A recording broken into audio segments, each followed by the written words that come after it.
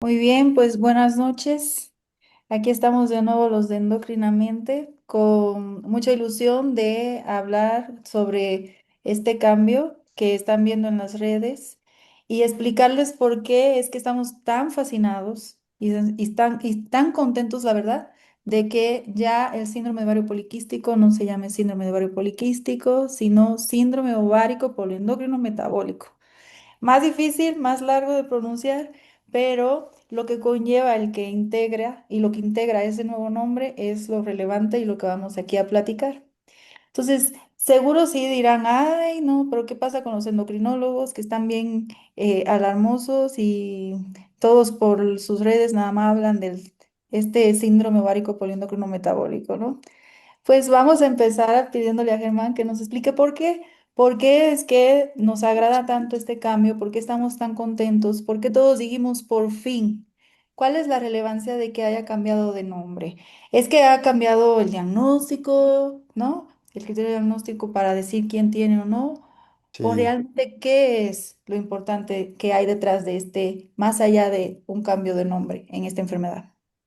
muy bien, tocadita, muchas gracias por la pregunta y pues un poquito de contexto para la gente que nos está escuchando, pues también este cambio de nombre, aunque todos nosotros ya teníamos este entendimiento de la enfermedad que va más allá pues de los ovarios propiamente, pues también para nosotros fue un impacto cuando estábamos hace unas pocas semanas, ¿no? Varios de ustedes estábamos en la misma sesión en el Congreso Europeo de Obesidad, cuando en una sesión muy interesante que de hecho fue una sesión de las más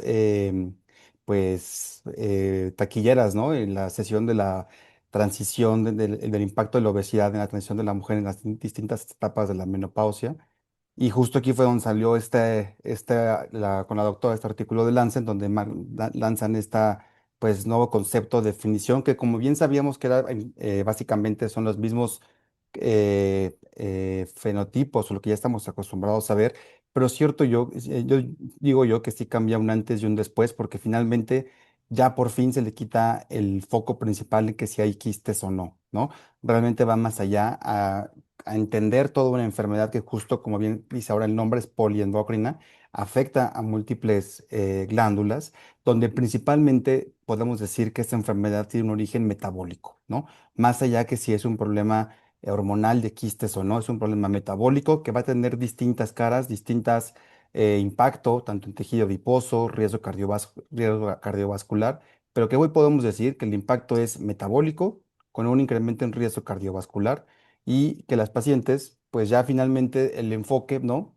Muchos estábamos acostumbrados en las consultas, ¿no? Que pacientes que tenían todos los criterios clínicos, ¿no? Obesidad, resistencia a la insulina, hirsutismo, ¿no? Y datos de hiperandrogenismo, y casualmente no veían algún quiste en los ovarios y pues no catalogaban a la enfermedad como tal o no le ponían el impacto que tiene, ¿no? O al contrario, mujeres sin ninguna otra alteración que pues le hacen un ultrasonido y se ven quistes, ¿no? Que muchas veces eran folículos normales a nivel del ovario y ya también las catalogaban con esta enfermedad, ¿no? O sea, está como en las dos caras de la moneda, tanto infra como subdiagnóstico. Y creo yo que esto, tanto para otros especialistas, también colegas ginecólogos, obviamente endocrinólogos, internistas, otros especialistas que estamos acostumbrados a ver a estas pacientes, pues vamos a hacer un screening mucho más allá de que si hay quistes o no y abordar el problema de la enfermedad, que como bien saben, y vamos a hablar en esta sesión, viene en el tejido adiposo, que es donde viene muchas de estas alteraciones, ¿no?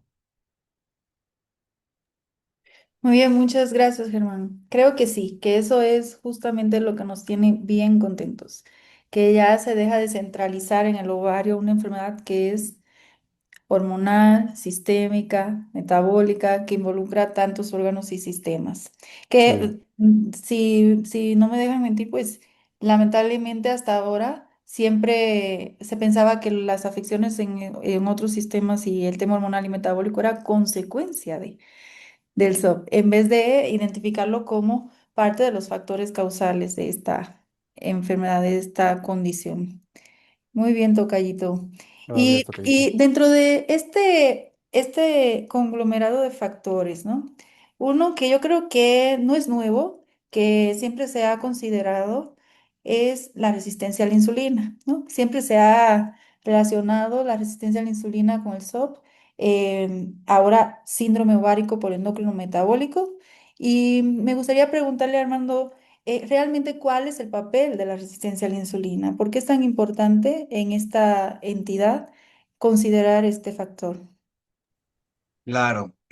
Bueno, miren, yo lo voy a explicar más o menos como siempre se los explico a mis pacientes, pero básicamente lo que vemos en lo que antes llamábamos síndrome de ovario poliquístico es la manifestación ginecológica de un trastorno metabólico. Entonces, podemos ver esas manifestaciones en algunas mujeres en edad reproductiva y la base viene generalmente siendo la resistencia a la insulina. ¿Por qué?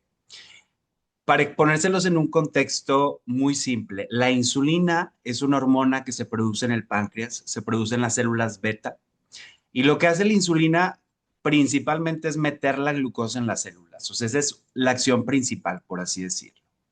Resistencia a la insulina significa que la insulina batalla en actuar.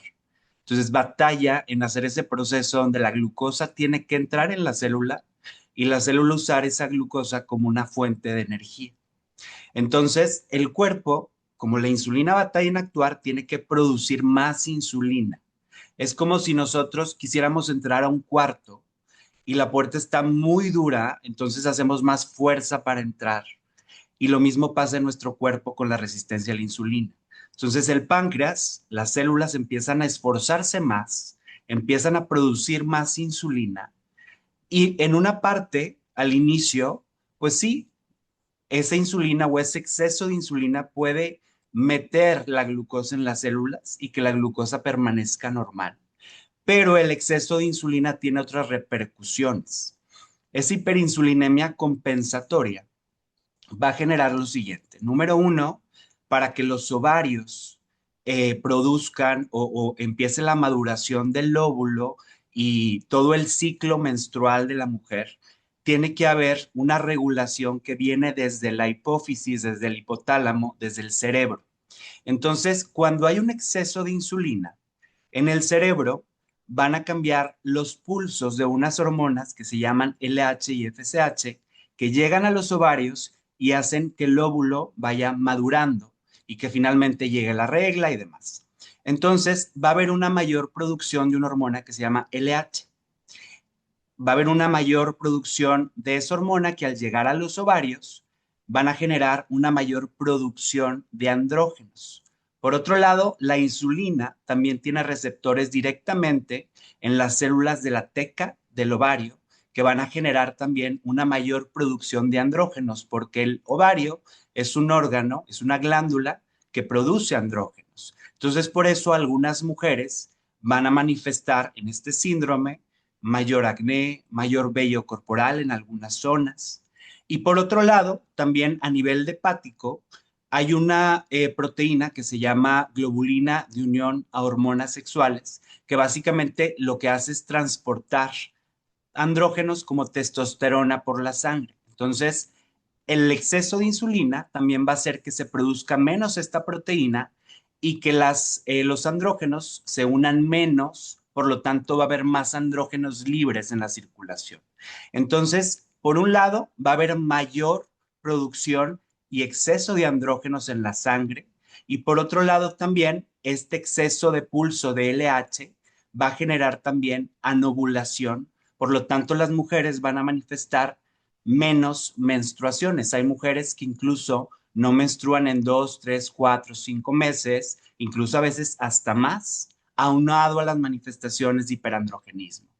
Pero, por otro lado, si nosotros no hacemos una intervención en este momento, como les explico a mis pacientes, es un continuo metabólico, es decir, ahorita la manifestación es el síndrome que antes llamábamos de ovario poliquístico, pero a la larga eso puede verse como una diabetes, como una hipertensión, como hígado graso, etcétera. O sea, es una evolución que vamos a ir viendo a lo largo de la vida si no hacemos intervenciones en este momento. Entonces, por eso la importancia de la resistencia a la insulina dentro de la fisiopatología del ovario poliquístico.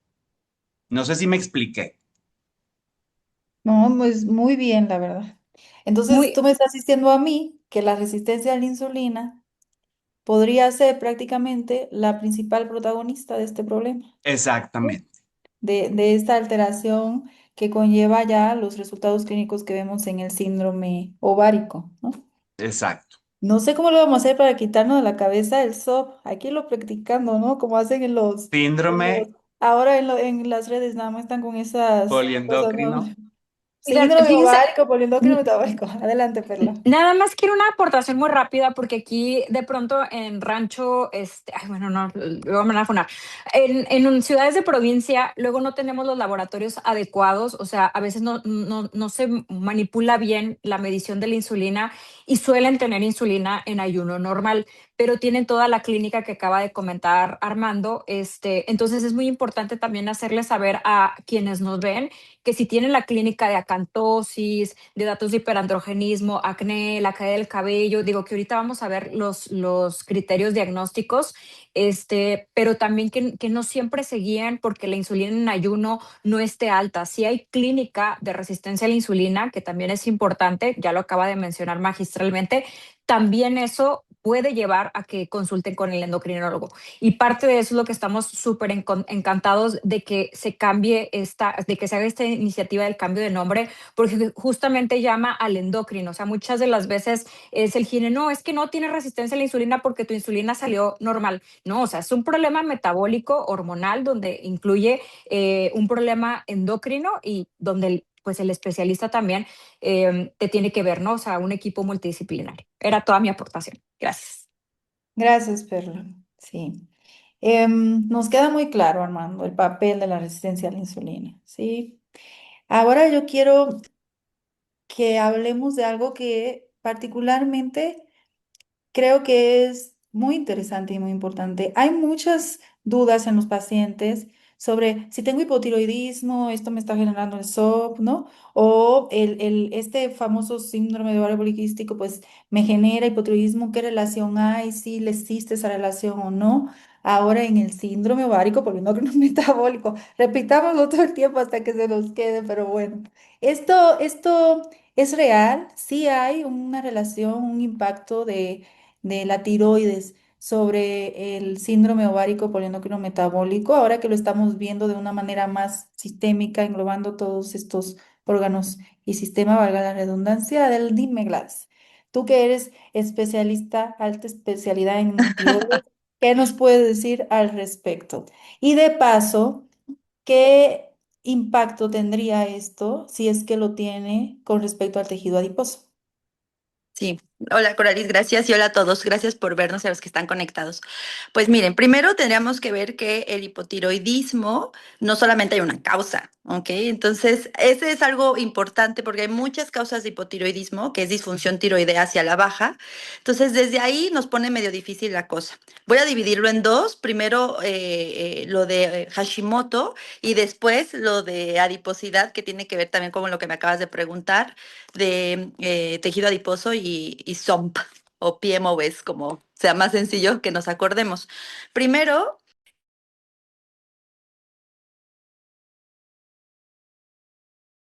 Se te fue el audio, More. Checa. ¿ya? ¿Listo? Sí, ya, Ah, ya. ya, ya, Ok, ya, ya. perdón. Se ha visto en cuanto a Hashimoto, que hay que recordar que es una enfermedad tiroidea autoinmune que generalmente hace hipotiroidismo. Este, Se ha visto que las mujeres que sufren de SOMP tienen de 2 a 3 veces más probabilidad de tener esta enfermedad.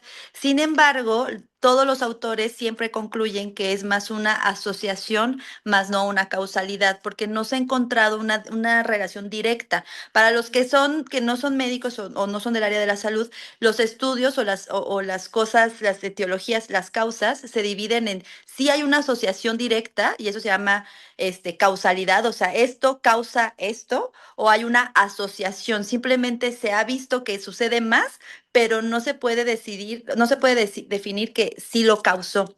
Pero algo que es cierto es que las mujeres que viven con PMOS o con SOMP sí tienen de 2 a 3 veces más de tener Hashimoto o los anticuerpos positivos, que esto también es importante, porque los estudios lo que han demostrado es que estas mujeres sí tienen una prevalencia mayor de anti-TPO, anti-tiroglobulina, antitiroideos, de 2 a 3 veces más que la población general, y que de la población general va como de un 10%, más o menos, ¿no?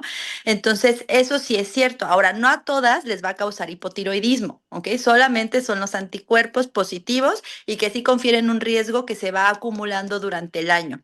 ¿Por qué parece que esto sucede? Una de las etiologías o de las hipótesis es que hay que recordar que las mujeres con ovario poliquístico o PMOS, que como dice Coralis, ya hay que empezarlo a cambiar, va a estar difícil, pero sí, este, tienen resistencia a la insulina, y la insulina y todos los factores de hormonas, pues es un estado inflamatorio crónico. También por eso muchas mujeres están en obesidad con un exceso de tejido adiposo. Entonces, al tener un estado inflamatorio crónico, pues sí generan una inmunidad diferente y regulan la autoinmunidad, entonces tienen mayor activación de anticuerpos propios, pero mal hechos, ¿no? Entonces, pareciera que por ahí va la relación. Ahora, insisto, es 2 a 3 veces más que la población general, los anticuerpos positivos y no necesariamente hipotiroidismo, ¿ok? Ahora, de lo otro que sí hay más evidencia es acerca de la enfermedad metabólica, que por eso se cambió. O sea, el nombre es poliendocrino metabólico, y dentro de lo metabólico y endocrino, pues también está la tiroides. Algo que todavía no está aceptado por la ATA, ni por la ETA, ni por nadie, pero que yo creo que va a ser el siguiente gran cambio, va a ser el término de tiroides grasa o enfermedad tiroidea metabólica. Así como ya se aceptó riñón graso, ya se aceptó páncreas graso, la siguiente va a ser tiroides grasa. En varios estudios se ha visto que la tiroides, sobre todo histológicamente, está infiltrada por tejido adiposo, y este tejido adiposo en exceso va a hacer inflamación local, así como lo hace en el hígado graso y como lo hace en el páncreas y como lo hace en otros lados. Entonces, es común que las mujeres, insisto, casi todas, tienen este patrón de exceso de tejido adiposo, sobrepeso o obesidad, y por lo tanto va a tener infiltración también en la tiroides y va a hacer un daño directo. Por eso es que puede haber un hipotiroidismo, y esto se ha visto sobre todo en personas que tienen hipotiroidismo subclínico y que no tienen anticuerpos positivos. Y la otra razón también que se ha visto es por la leptina. La leptina es una hormona que se crea en el tejido adiposo, en la grasa, sobre todo en el tejido adiposo blanco. Y de manera normal contribuye en el metabolismo, y una de las cosas importantes es que mejor da saciedad. Pero se ha visto que cuando hay obesidad y hay un exceso de leptina, sucede igual que con la insulina, hay resistencia a la leptina y hace todo lo contrario. O sea, no nos da saciedad, no mejora el apetito y es un estado inflamatorio. La leptina modula una parte hasta arriba en el hipotálamo para crear TRH. La TRH, si recordamos el eje tiroideo, es la que le dice a la hipófisis que haga TSH, que es la hormona estimulante de la tiroides. Y la TSH es la que le dice a la tiroides que haga hormonas tiroideas. Así va el eje: hipotálamo, hipófisis y tiroides. Entonces, la leptina es un estimulador de TRH de manera natural. Entonces, hay mucha leptina, hay mucha TRH, hay mucha TSH, y entonces en los resultados se va a ver con TSH ligeramente elevadas y con hormonas tiroideas normales. Y la razón es por la leptina, y dos, porque el cuerpo está tratando de aumentar el gasto basal. Yo le digo a mis pacientes que, para entender un poquito mejor, imagínate que tu tiroides está diseñada para trabajar para un 60 kilos, y con tejido graso normal, pero lo obligas a que trabaje para 80 kilos. Entonces, le tiene que decir a la bomba: trabaja, trabaja, trabaja, y así se ve reflejado en el perfil tiroideo, con TSHs elevadas y con hormonas tiroideas normales. Entonces, esas dos razones, o sea, está relacionado el hipotiroidismo, que hay más hipotiroidismo, tanto subclínico como anticuerpos positivos, en las mujeres con SOM. Ahora, si combinamos que hay un exceso de tejido graso, hay infiltración grasa en la tiroides, hay más leptina que estimula más TRH, y además el estado inflamatorio hace que actives anticuerpos, pues claro, o sea, ya tienes todo para tener hipotiroidismo, y pues sí, sí hay más hipotiroidismo. Ahora, ¿se debe de tratar o no? Sí, sí se debe de tratar. Eso es lo que sí está demostrado, porque el no tratarlo puede empeorar el éxito en estas mujeres, ¿no? En bajar el tejido adiposo, en tener lo de la piel, la resistencia a la insulina, etcétera. Entonces sí se debe de tratar y ya dependiendo de los anticuerpos, del estado de tu tiroides, etcétera, vemos si se puede llegar a quitar o no el tratamiento de restitución tiroidea, pero eso ya es en un futuro. Pero eso sí, todos concuerdan que sí se debe de tratar. Ujú. Muy bien, muchas gracias, Gladys. Entonces tú nos estás diciendo que sí, pero no. Hay una asociación, pero no necesariamente porque esté siendo la causa del síndrome ovárico poliendocrino metabólico, que creo, repito, que es uno de los impactos más relevantes con este cambio de nombre, lo que hay detrás, de más allá del cambio de nombre, donde dejamos de ver que los problemas están generados por el ovario, sino que hay otros problemas concomitantes que pueden ser lo que están contribuyendo a lo que está sucediendo en el ovario, ¿no? Y ahí, pues, yo digo, yo siempre digo a los pacientes, hay una relación tóxica entre todos, ¿no? Uno Sí, retroalimenta al otro y así viceversa. Por eso debe ser, como decía Perla, multidisciplinario, integral, el manejo de nuestras pacientes con este síndrome. Tú mencionaste piel, ¿no? Y sí, es que, pues, cuando hablamos de hiperandrogenismo, de exceso de andrógenos, que nos mencionaba Armando que sucede en el ovario cuando hay la resistencia a la insulina, ¿no? Este exceso de producción de andrógenos en el ovario se manifiesta clínicamente, principalmente estos datos de hiperandrogenismo con hirsutismo y con el acné. Regularmente son de las cosas por las que las pacientes más buscan ayuda y además de las irregularidades en su ciclo menstrual. Yo le quiero preguntar a Juan Ramón, em, ¿este hiperandrogenismo se limita a eso, al hirsutismo, al acné, o hay un impacto más allá, considerando este aspecto metabólico y poliendocrino que hace connotación con el nuevo nombre? ¿Qué nos dice? Claro, Coralis, yo quería, bueno, explicar un poquito lo del hiperandrogenismo. Les voy a como enseñar un esquemita, espero no esté muy, o sea, voy a tratar de hacerlo muy simple. O sea, ustedes lo ven aquí muy rebuscado, pero para fines prácticos, justo lo que decía Armando, esta elevación de insulina, esta resistencia a la insulina o este hiperinsulinismo. Realmente, pues no se sabe cuál es el origen, ¿no? O sea, si hay una alteración a nivel del cerebro, del hipotálamo, o si realmente viene de la resistencia a la insulina, como que no se ha dilucidado bien cuál es la causa, pero bueno. Para fines prácticos, esta alteración en el hipotálamo o en la hipófisis va a ocasionar que se produzca más una hormona, como decía Armando, que es la LH. Normalmente no debe de producirse más la LH y este exceso de LH va a estimular a los ovarios a que produzcan más testosterona, ¿no? Aquí lo vemos, esta es toda la cascada de esteroidogénesis para que vean todo lo que tenemos que estudiar, pero para fines prácticos todo esto pasa para que de, em, de estas hormonas que además de estrógenos o estradiol, de la progesterona, justo también la progesterona se va a transformar a testosterona, pero los ovarios sí normalmente producen testosterona, pero en este síndrome la testosterona va a estar mucho más aumentada, ¿no? ¿Y qué va a ocasionar esta testosterona? Si de por sí ya hay una elevación importante de insulina o ya hay resistencia, esta misma testosterona va a estimular también o va a empeorar esta resistencia a la insulina, ¿no? Y no solo eso, se ha visto que también esta testosterona o estos andrógenos también se pueden producir en las glándulas suprarrenales, es decir, estas glándulas que están arriba de los riñones, que son las que producen el cortisol, pero también producen andrógenos normalmente. De hecho, es parte de las hormonas en la mujer. Pero también este exceso de insulina pues va a aumentar esta producción de andrógenos no solo en los ovarios, sino también en las suprarrenales, ¿no? Entonces eso nos va a llevar a varias manifestaciones, como decía Coralis, que no solo es el hirsutismo es el exceso de vello corporal, Nosotros llegamos a usar escalas para ver qué tanto vello corporal tiene una mujer.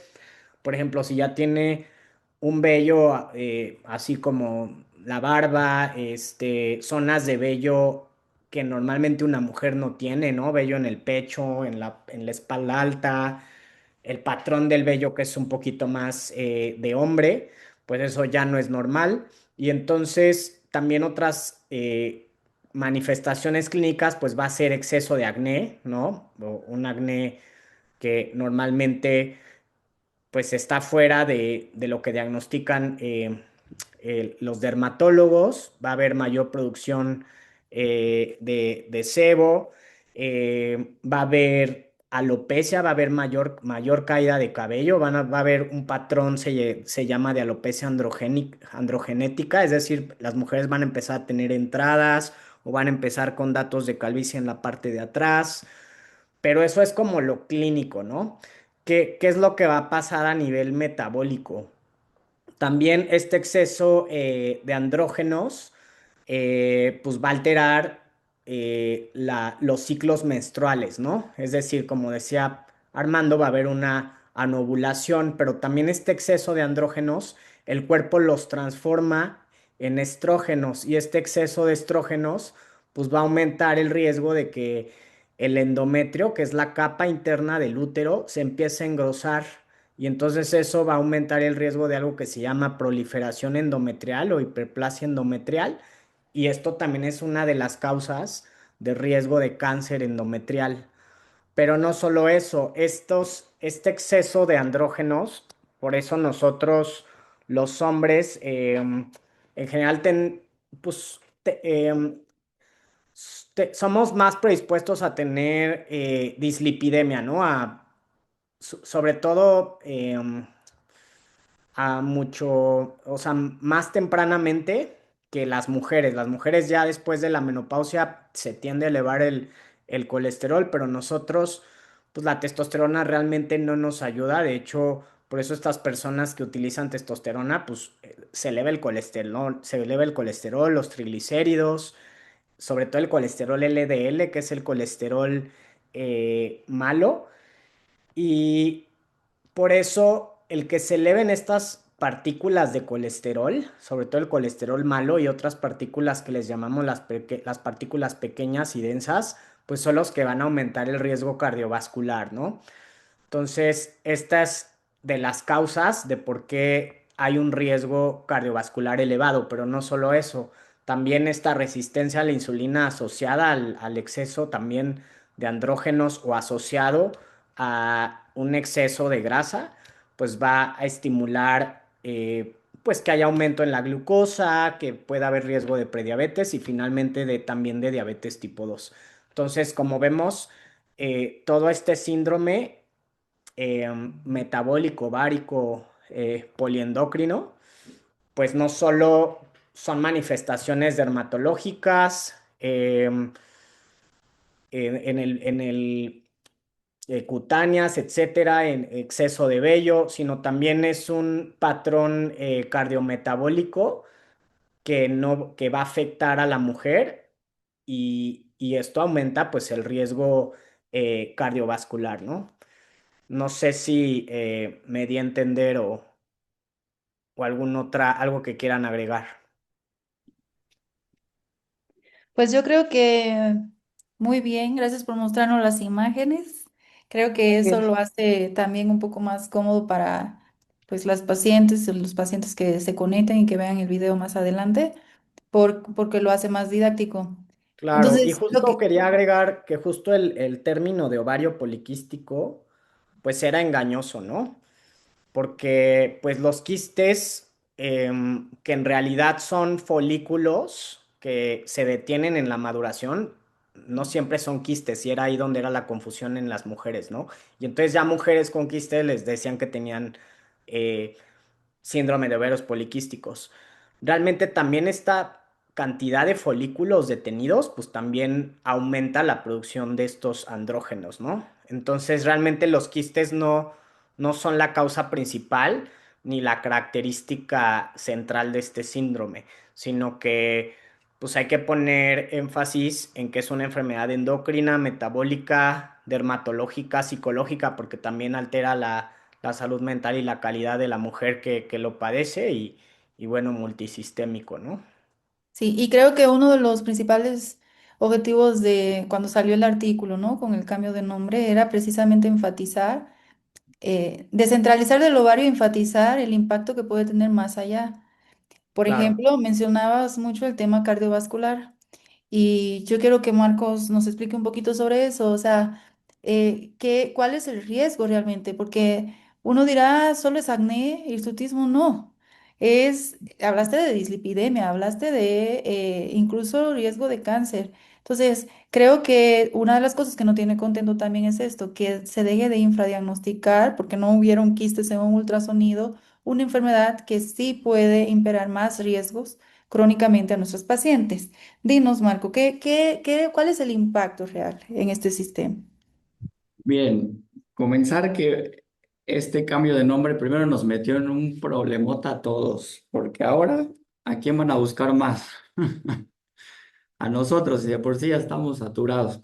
Pero sí, todo lo que explicaron ahorita de este riesgo, efectivamente no tiene que ver ni con el número de quistes, reglan o no reglan, también tiene que ver con lo cardiorrenometabólico. Y como siempre les digo a mis pacientes, el problema está en la distribución de la grasa. Si yo agarrara toda la grasita que hay en el abdomen y la pongo, no sé, pues en la pantorrilla o en la pompi o en la pues, ¿qué hacen los cirujanos plásticos? Agarran grasita del abdomen, la ponen en otro lado y ahí realmente no pasa nada, ¿no? Y bueno, aprovechando aquí el comercial, ya si se van a sacar grasita en una operación estética, pues ya no se la vuelvan a meter, por el amor de Dios, ya déjenla fuera, por favor. Pero esa grasita que tenemos ahorita en el abdomen, en el síndrome, en este síndrome, es el que es un problemota, porque la grasa que está en el abdomen incrementa, bueno, hace que haya menos adiponectina, hay factor de necrosis tumoral, empieza a haber una resistencia a leptina, como ahorita dijo Gladys, etcétera. Y todo esto de ahorita eh, hace que nuestro corazón empiece pues a sufrir, ¿no? El tejido graso tiene por sí mismo como una hiperplasia. Digamos que tiene la capacidad de hacerse cada vez más y más y más y más grande, de reproducirse el mismo, pero va a haber un punto en el que eso se deja de pasar, ¿no? Y en vez de pasar a la hiperplasia, padecemos una hipertrofia.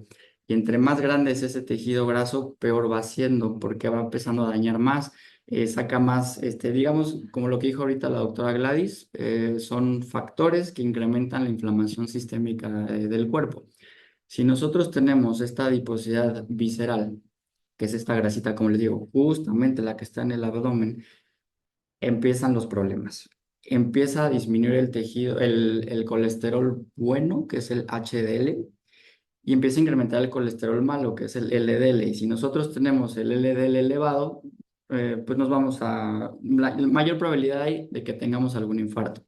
Mayor probabilidad hay de que tengamos hipertensión, de resistencia a la insulina, de inflamación crónica. Y todo esto va a hacer, pues que en un punto sí nos lleguemos hasta infartar. Incluso mecanismos de hipertensión hacen que la angiotensina 2 se eleve, que el óxido nítrico baje y por eso también tenemos problemas con, bueno, hay una disfunción endotelial, por decirlo así. Todo esto causa que tengamos hipertensión pues en un futuro. El problema, otro problema es que aquí en el ovario poliquístico, cerca hay muchos fenotipos, yo también se los digo así a mis pacientes, hay quienes, bueno, el SOMP, perdón, el síndrome ovario metabólico poliendocrino, va a ser afectado en la gran mayoría de las veces por una resistencia a la insulina que está acompañada de obesidad y que también tenemos, bueno, sí, el sobrepeso, digámoslo así. En estas pacientes va a haber hasta un 85-90% de probabilidad de que tengamos resistencia a la insulina, la gran mayoría, pero va a haber otras pacientes, también como dijo ahorita el doctor Juanra, pues que también sean explicados por el hiperandrogenismo y no todas tengan esta disfunción metabólica asociada al tejido graso abdominal. Pero si sí tenemos la resistencia a la insulina, yo creo que ese es el ovario poliquístico, el SOMP más complejo que puede haber. no nada más es eso, también se nos va juntando con problemas del embarazo, o sea, incrementa el riesgo de tener parto pretérmino, diabetes gestacional, macrosomía, ¿no? Y también puede haber disfunción metabólica temprana en la que las pacientes, incluso siendo jóvenes, ya tienen el colesterol elevado y tendremos que darles algún tratamiento para completar esta dislipidemia. También esta enfermedad puede estar asociada a diabetes tipo 2 y nosotros también sabemos que la diabetes tipo 2 incrementa nuestro riesgo cardiovascular en bastante porcentaje y el riesgo de que tengamos, pues ya saben, hipertensión, infartos y todo eso, pues va incrementando todavía mucho más. Incluso aquí en uno de los artículos más nuevos que acaban de salir, justamente con el cambio de nombre que dijo el doctor Germán en un principio, dice que el riesgo de infarto al miocardio es de 2.5 veces más teniendo SOMP que una persona normal.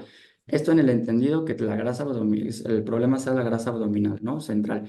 Y también que una enfermedad cardiovascular compuesta incrementa hasta 1.6 veces más. O sea, de tener todo lo cardíaco que ustedes se puedan imaginar, insuficiencia cardíaca, hipertensión, muerte cardiovascular, etcétera, el simple hecho de tener SOMP también nos lo puede incrementar. Y ya por último, las complicaciones a largo plazo. El, el tejido graso que pueda haber en el abdomen también nos va a afectar en el hígado. Nos puede causar esta enfermedad metabólica asociada a esteatosis hepática y también causar un poquito de fibrosis. Entonces, como les digo siempre a mis pacientes, el problema aquí sí es la grasa, pero es donde esté distribuida. Y en el SOMP la grasita va a estar distribuida en el abdomen. Y creo que ese es el mayor problema que nosotros tenemos cardiovascularmente hablando, porque si la movemos a otro lado, pues realmente, como les digo, no pasa nada. Pero en el SOMP, la grasita que está en el abdomen va a ser el problema. Va a ser que en un futuro incluso hasta nos podamos infartar. Y después, también dice aquí este artículo, ¿qué pasa con el ovario poliquístico, el SOMP? Llega a la menopausia, se va juntando. Y ustedes bien saben que en la menopausia también, por el simple hecho de que hay una redistribución grasa de la periferia hacia el centro, tenemos la grasita ahí distribuida, incrementa nuestro riesgo de infarto, incrementa nuestro riesgo de osteoporosis, por el simple hecho de tener la grasa en ese lugar. Entonces, si nosotros tenemos desde muy jóvenes pacientes con SOMP que tienen la grasita ahí en el abdomen, pues nuestro riesgo cardiovascular puede incrementar bastante. Sí, no nada más es que nos reglen, no nada más es que haya por ahí quistes o folículos en el ovario, sino que también puede incrementar mucho nuestro riesgo cardiovascular e incluso de infarto, aunque suene un poquito fatalista, pero también tenemos que ver la parte cardiovascular. Muchas gracias, Marco. Sí, Justo como para fines prácticos, como bien dijo Marcos, o sea, el fenotipo más común es el que se asocia a sobrepeso, obesidad.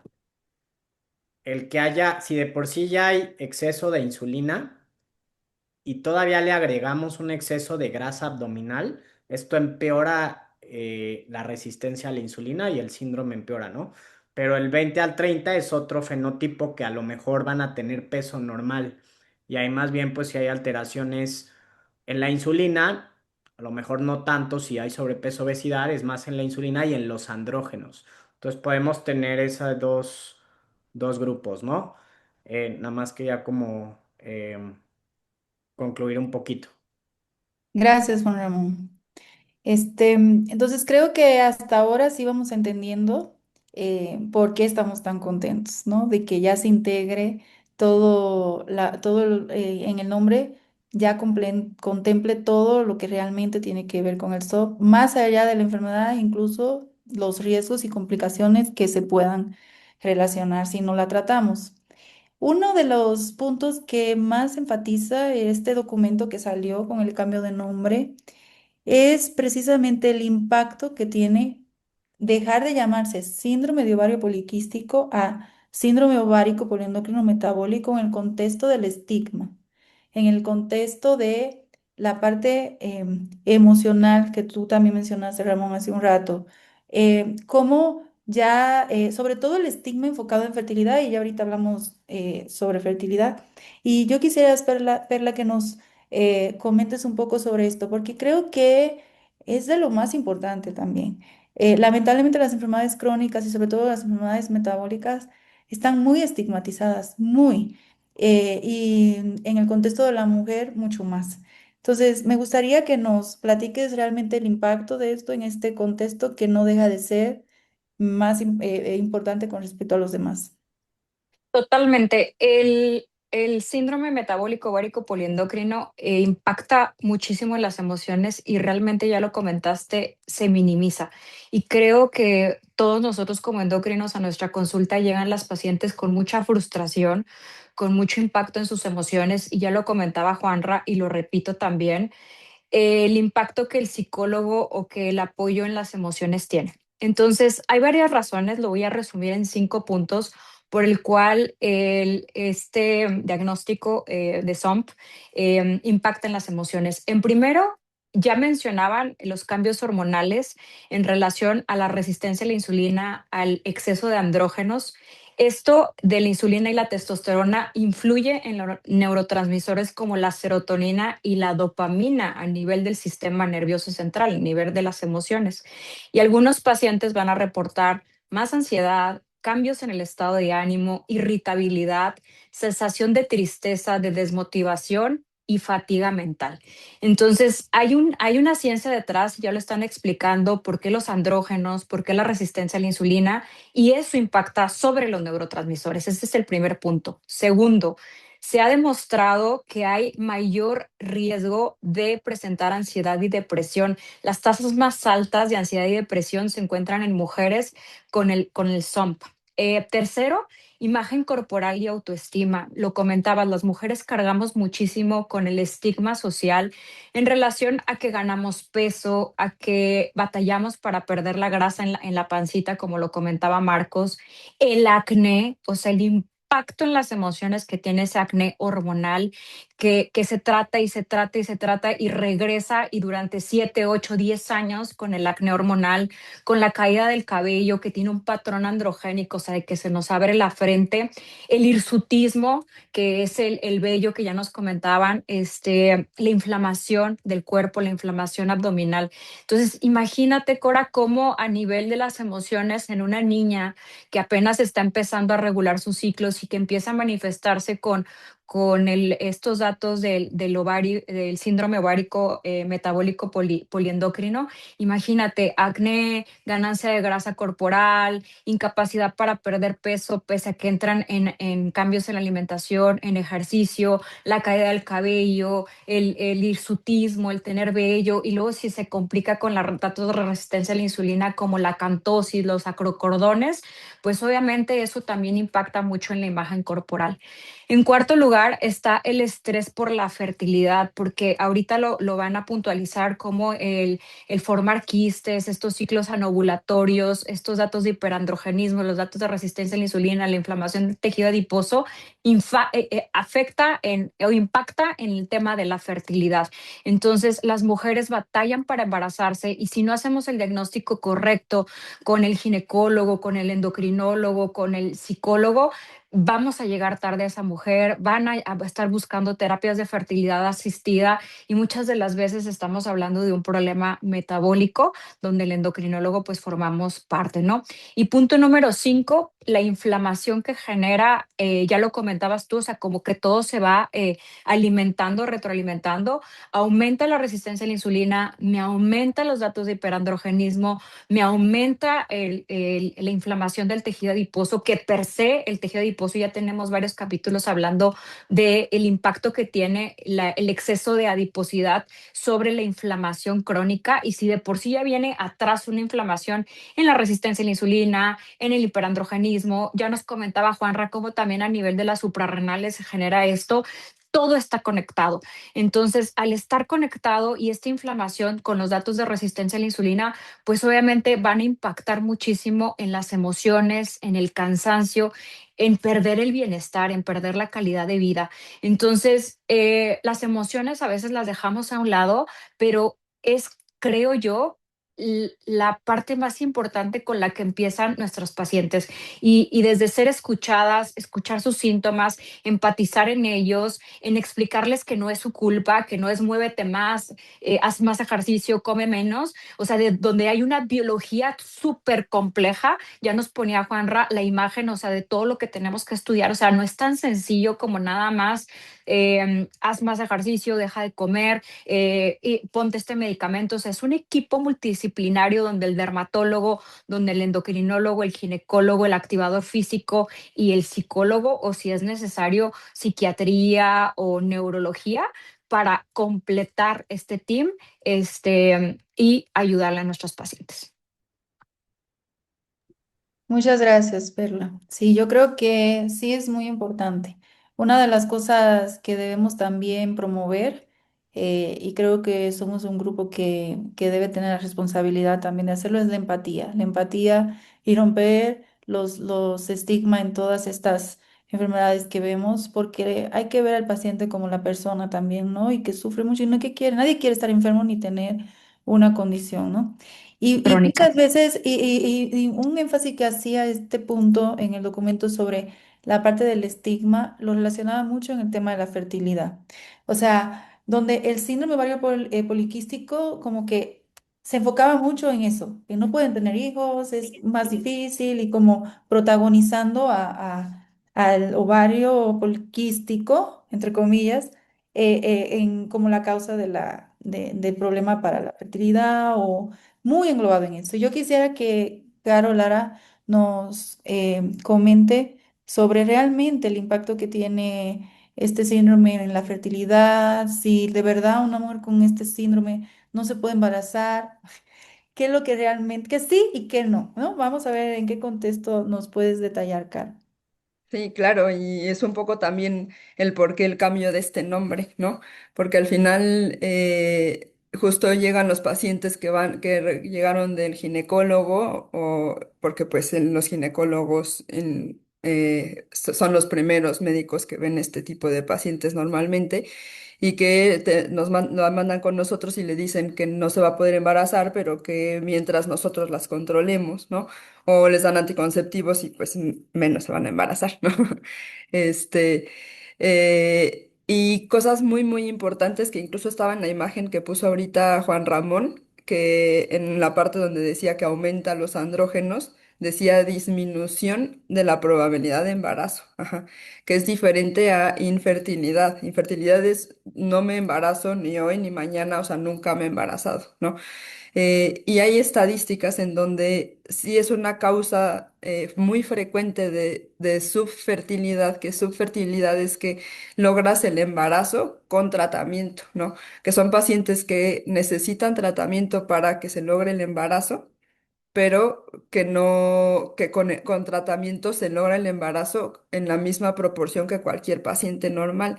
Incluso hay estudios en donde ya nacidos vivos, o sea, cantidad de familia de las pacientes que tenían este nuevo síndrome de ovario poliendocrino metabólico, este, tienen la misma cantidad de nacidos vivos al final o de familia que alguien que no tenía este síndrome, ¿no? Entonces, que sepan que no es infertilidad, que es que no se van a poder embarazar, sino que van a requerir tratamiento cuando busquen un embarazo, ¿no? eh, que el tratamiento no solo es enfocado a estimular al ovario para que ovules mejor y entonces se dé el embarazo, ¿no? Que un pilar muy, muy importante del tratamiento, como hemos venido diciendo, al final la raíz es metabólica y por eso el cambio de nombre, ¿no? Un pilar muy importante es cambiar los hábitos, mejorar este tejido adiposo, disminuir la inflamación. ¿Para qué? Para que se restituya la ovulación normal, ¿no? Para que deje de haber estos folículos o estos quistes en los ovarios. Ajá. Y que pensando en esto del ovario poliquístico y la resistencia a la insulina, que al tratar la resistencia a la insulina se restituye la ovulación y entonces mejora la tasa de fertilidad, ¿no?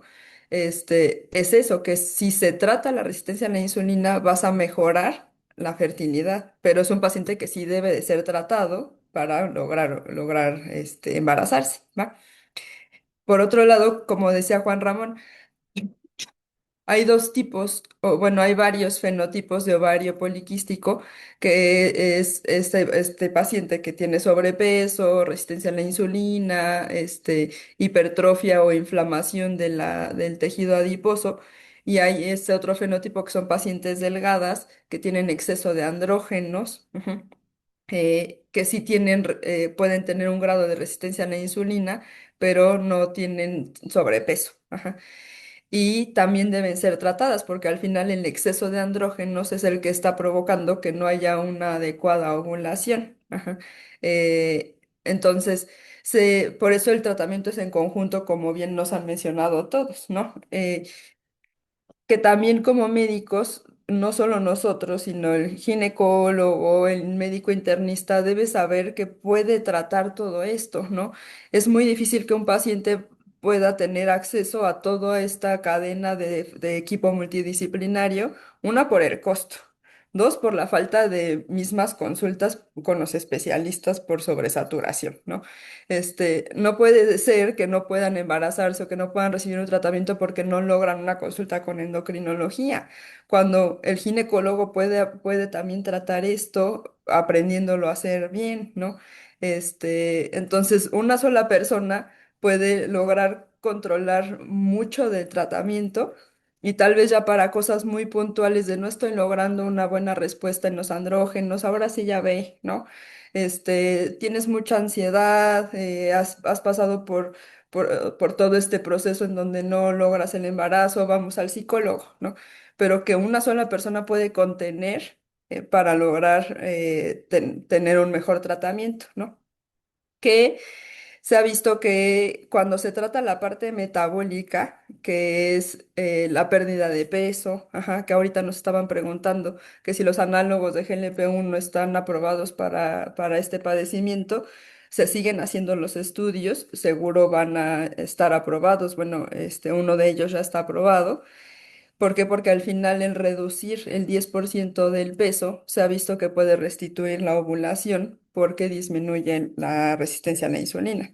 Entonces, eh, una parte importante del tratamiento no solo es estimular a los pacientes, darles ciclos de estimulación ovárica para lograr la fertilidad, sino que se debe de primero controlar metabólicamente para que la tasa de éxito de una estimulación hormonal, si es que es necesaria, sea muchísimo mayor, ¿no? Entonces, para hablar de números exactos, eh, disminución de la fertilidad total en alguien que tiene síndrome de ovario poliquístico solo es más o menos en el 20% de los casos. De subfertilidad, es decir, de pacientes que necesitan tratamiento para que haya una buena ovulación y se pueda dar un embarazo, es del 80%, pero con tratamiento este 80% se controla por completo. Ujú. Y que el tratamiento no solo es estimular, a dar estimulación ovárica para lograr una ovulación y de ahí una fertilidad o entrar en terapias de reproducción asistida, sino que se debe de tratar primero la parte metabólica y con esto va a haber muchísimo más éxito en estos tratamientos de reproducción asistida. No sé si me doy a entender en todo el contexto. Perfecto. Muchas gracias, Carito. Yo creo que sí, que muy completo y muy claro. Y sobre todo resaltar entonces que las pacientes con este síndrome pues no pierdan la esperanza, sí se puede, solo hay que tratarlo integralmente, ver los factores. Puede ser un poco más difícil, pero no es imposible. Es atender todos los factores que comprometen esta fertilidad. Y no comprarse la idea de que solo por eso, siempre también, ojo, hay que estudiar al hombre. Muchas veces la causa no está en las mujeres, ¿de acuerdo?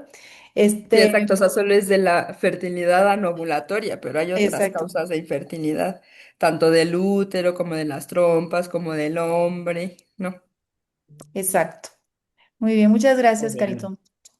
Entonces, si ya vimos que esto integra muchos componentes metabólicos, hormonales a la vez, que la mayoría de las veces no es un factor, sino muchos trabajando en conjunto que están generando este síndrome. ¿Cuáles serían, Fátima, entonces los pilares del tratamiento? ¿Sí? ¿Cuáles tú dirías que son los pilares para poder tratar y regular este síndrome y darle la mejor calidad de vida y tener los mejores resultados en nuestros pacientes? Bueno, justo voy a tratar de resumir todo lo que ya hablamos para que entendamos, pero sí quiero decir que el tratamiento debe de ser individualizado. O sea, no puede ser el mismo tratamiento en todos. Y parte de lo que es importante es que es una enfermedad que, si bien a lo mejor voy a decir cosas que no todos vamos a estar de acuerdo, pero es que sí, el endocrinólogo es el encargado, pero somos muy pocos. Y aquí es donde, como la diabetes, el endocrinólogo no es el único que la ve. La tiene que ver el médico general, la tiene que ver el internista y la tienen que ver todos los doctores, porque son tantas personas con estos problemas que no nos damos abasto. Y a lo mejor ya casos ya muy puntuales, sí hablar de eso. Entonces, quedamos que el síndrome de ovario poliquístico, bueno, el SOM, el nuevo, vamos a tener las menstruaciones alteradas, problemas con andrógenos u hormonas masculinas altas y también problemas con embarazo, aparte de las cuestiones metabólicas. Y son en los que nos tenemos que estar fijando en justo cómo vamos a mejorar ciclos menstruales, cómo vamos a ver cambios en acné, en vellito y cómo se puede lograr en embarazo. Y de acuerdo a eso se tiene que individualizar. Cambios en estilo de vida. Cambios en estilo de vida, que el paciente aprenda a comer. Y aquí es donde les digo aguas, porque ahorita yo he visto 1000 publicaciones de Instagram en donde haz dieta de resistencia a la insulina, eso no existe, es aprender a comer. Hay dietas que son mejores que otras, sí, pero eso es marketing. No necesitamos 1000 suplementos, eso también es bien importante, ni tampoco son la base del tratamiento. Lo que tienen que tener todas las pacientes es cambios en estilo de vida. Cambios en estilo de vida, sí, aprender a comer, una dieta que debe de ser pues muy equilibrada, hacer ejercicio, dormir, descansar, y con eso el 10% de los andrógenos, puede haber ya muchos cambios con solamente hacer eso. Hay mujeres que con esos cambios ya van a tener una mejoría. Ahora, hay mujeres que no, nos tenemos que pasar a la siguiente parte. Y aquí tenemos que hablar de un punto que es, sí, tenemos que empezar a hablar también de la grasita y a lo mejor tocar temas que no nos gustan a todos, pero se relacionan al peso. ¿Y por qué no nos gusta? Porque el peso va más allá de únicamente, pues algo estético, ¿no? Ya es meterse también con cosas del estado de ánimo, insisto, no, el peso no nada más es comer bien ni nada, pero definitivamente sí se tiene que mejorar la composición corporal. Eso es parte de mejorar también la resistencia a la insulina. Tenemos que mejorar músculo y tenemos que bajar grasita. Ahora sí hay pacientes que son delgadas y que tienen problemas de resistencia a la insulina y es porque o tienen a veces pues poquito músculo y tienen mucha grasita o también por cuestiones genéticas. Es por eso que la resistencia a la insulina pues genera mucha duda, ¿no? De cómo se trata. Pero la mejoría de la composición corporal se tiene que dar. Y para eso entran los medicamentos. Y aquí es donde también es bien importante saber que de los medicamentos no nada más está la metformina, hay muchos otros más medicamentos que se pueden utilizar. Ya cada vez hay más medicamentos que estamos utilizando. Los agonistas de GLP-1 ayudan muchísimo. Sí faltan los estudios o varios de los estudios confirmatorios, pero ya sabemos que sí funcionan y ya tenemos muchos pacientes que les ha ido bien porque nos van a ayudar a esto. Siempre, siempre guiados de la calidad en la pérdida de peso, que la calidad de pérdida de peso es bajar grasita y mantener músculo, y que durante ese periodo de pérdida de peso es aprender a comer y pues todo que sea guiado por el médico, el nutriólogo. Hormonas masculinas altas. Si yo con dieta, ejercicio, medicamentos, no tuve o no hubo cambios que hicieran que bajara las hormonas masculinas altas, porque ya con dieta y bajar de peso pueden bajar un poco las hormonas masculinas altas, y también los medicamentos hacen que bajen las hormonas masculinas altas. También hay otros medicamentos que me van a ayudar a bajar esas hormonas masculinas altas y que me pueden ayudar a mejorar el acné, me pueden ayudar a mejorar el vellito, ¿no? Y ahí también es donde nos ayudamos del derma, porque a lo mejor alguna que otra paciente va a requerir depilación o va a requerir algún otro tratamiento que nos ayude con la hiperpigmentación, claro, después del tratamiento. Y como último lugar, y aquí sí es donde yo digo, eh, es algo que está mucho en controversia, y yo lo he escuchado de influencers que son muy famosos, que decían es que el tratamiento de esta enfermedad es anticonceptivos en primera instancia, ¿no? Y no, eso es parte de lo que justo también vamos a ver, que el primer lugar del tratamiento no son anticonceptivos, son cambios en el estilo de vida. Ese es lo primero. Sin embargo, sí es bien importante que las mujeres recuperen su menstruación. Y hay veces que para esto nos vamos a llevar tiempo, o hay mujeres en las que sí va a ser necesario dejar algún anticonceptivo. ¿Para qué? Para que estén menstruando cada cierto tiempo. ¿Cada cuánto tiempo? Más o menos tienen que estar menstruando entre cada 3 o 4 veces al año, al menos. Y ya depende de ahí de cada mujer. Cada caso es diferente. Si se le da un anticonceptivo en donde vengan estrógenos y progesterona, o si solo se les dan progesteronas. Pero en esos casos sí van a ser necesarios. Ahora, yo tengo pacientes en las que han bajado muy bien, han mejorado mucho composición corporal, y en lo que se reactivan las señales del cerebro que decimos que están alteradas, pueden pasar meses, pueden pasar hasta un año en lo que el cuerpo agarra la onda y dice, ok, ya, ahora sí ya puedo menstruar. O sea, no es rápido tampoco, ¿no? En algunas mujeres sí, súper rápido, y en otras es como un poco más tardado, pero todo se puede tratar. Y yo dejaría como última parte los suplementos. Los suplementos se pueden utilizar, tienen evidencia.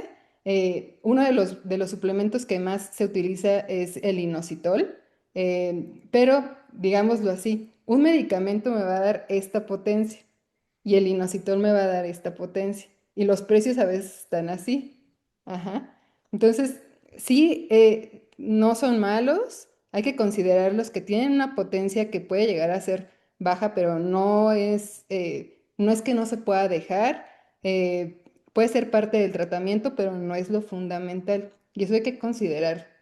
Y ya de ahí, pues hay muchas cosas que son importantes, como el apoyo psicológico, el hacer ejercicio, claro que también es súper importante. Y entonces es cuando yo también digo que, pues, sí el endocrinólogo, pero realmente aquí tienen que entrar todos, porque es una enfermedad, estas enfermedades derivadas de problemas metabólicos son súper frecuentes. Y entonces lo puede ver, o lo tendría que ver ya también un médico general. Y aquí es donde voy a dar un comercial, si es que hay alguien que es médico, internista. Faltan médicos que estén formados en obesidad. Todo lo que estamos diciendo de obesidad, desde síndrome ovario poliquístico, desde el hígado graso, desde las alteraciones de diabetes, todo se ve en alta especialidad de obesidad, y es una de las altas especialidades en donde pueden entrar médicos internistas. Necesitamos más médicos que se formen, porque se está cargando mucho la consulta al endocrinólogo, y son enfermedades que requieren muchos más médicos formados. Sí, sí, todas, ahorita lo grandioso de todo esto es que pues está cambiando la forma de ver esto, y muchas mujeres que no habían recibido un buen tratamiento, pues ya lo están recibiendo, pero es lento, no es algo que es rápido, y el cambio de hábito es también lento, ¿no? Entonces hay que tener también paciencia. Muchas gracias, Fátima. Sí, me encanta cómo sintetizas todo, de verdad. Muy, muy puntual y muy claro. Para Entonces, cerrar muy para bien. cerrar, podríamos decir, ¿no? Que el síndrome ovárico poliendocrino metabólico o síndrome ovárico metabólico poliendocrino, el orden que le quieran poner, que si son, que si son, como sea de esto, es una enfermedad sistémica, que el ovario no es el único órgano involucrado. Esto es lo que nos hace felices, señores, ¿sí? Que se reconozca eso, que ya lo sabíamos y peleábamos por eso, que ya se entienda eso desde el nombre de la enfermedad, que la resistencia a la insulina parece ser la protagonista, ¿no? Y el componente central, no es el único. Hay fenotipos, como bien decía Marcos, ¿no? Y hay que ver cada paciente de manera individual, que el tratamiento debe ir dirigido principalmente a mejorar la condición metabólica, ¿no? Y que con mejorando esta condición metabólica, pues va a verse el impacto en la regulación de los síntomas que reflejan este síndrome ovárico y que debe ser interdisciplinario o multidisciplinario y de largo plazo, porque las enfermedades metabólicas así son condiciones de largo plazo, bien lo dijo Fátima, no se resuelven de un día para otro, necesitan paciencia e integrar todo lo que necesiten nuestros pacientes. ¿Alguien quiere agregar algo más? Ya para finalizar. Yo quería como dar algunos datos. Em, Justo que este síndrome, el SOMP, se estima que afecta al menos a 170 millones de mujeres en el mundo, entonces es bastante común. Hasta 70% de las mujeres no reciben un tratamiento adecuado y más de un tercio de los diagnósticos ocurren con retraso importante. Todo esto es de una nota de Medscape que me pareció interesante. ¿Y cuál es el problema de la atención primaria? Muchos médicos generales no identifican oportunamente este síndrome, por eso la importancia de lo que dijo Fátima. No es que nosotros nos neguemos a tratarlas, obviamente lo vamos a hacer, pero sí necesitamos que pues haya más médicos capacitados que puedan ver y diagnosticar este síndrome, ¿no? Y bueno, pues justo el mensaje central del artículo es que el cambio no es solo semántico, busca transformar la manera en que se entiende, se diagnostica y maneja esta enfermedad, enfatizando que se trata de un trastorno metabólico endocrino complejo y no únicamente de un problema ovárico o reproductivo. Súper. A mí me gustaría agregar algo, Cora, nada más, que Sí. también les digo aquí mucho en consulta, es que no es su culpa. Si tienen, son las pacientes, porque a veces llegan sí con mucho estigma, no es su culpa, simplemente por ahí les tocó por disposición genética o algo tenerla y tiene tratamiento. Entonces, acudan siempre a revisión. Yo también, ya para terminar, quisiera agregar algo, que de hecho va con las preguntas, rapidísimo. Y lo que dijo Fátima, la verdad es que somos muy pocos endocrinólogos y no damos abasto y nunca lo vamos a hacer. Entonces, sí, yo digo a las pacientes que ellas pueden cambiar y pueden empezar el tratamiento desde ahorita. O sea, si ellas se identifican de que tienen obesidad, tienen acné, tienen vello y su cabello, digo, su ciclo menstrual está mal, desde ahorita pueden empezar el tratamiento que es cambiar su estilo de vida. No tienen que esperar una consulta de un año a que un endocrino los vea, porque pues así estamos todos. Desde ahorita pueden ir con un nutriólogo y pueden empezar a hacer ejercicio desde ahorita y con eso ya van a llegar con el camino a la mitad.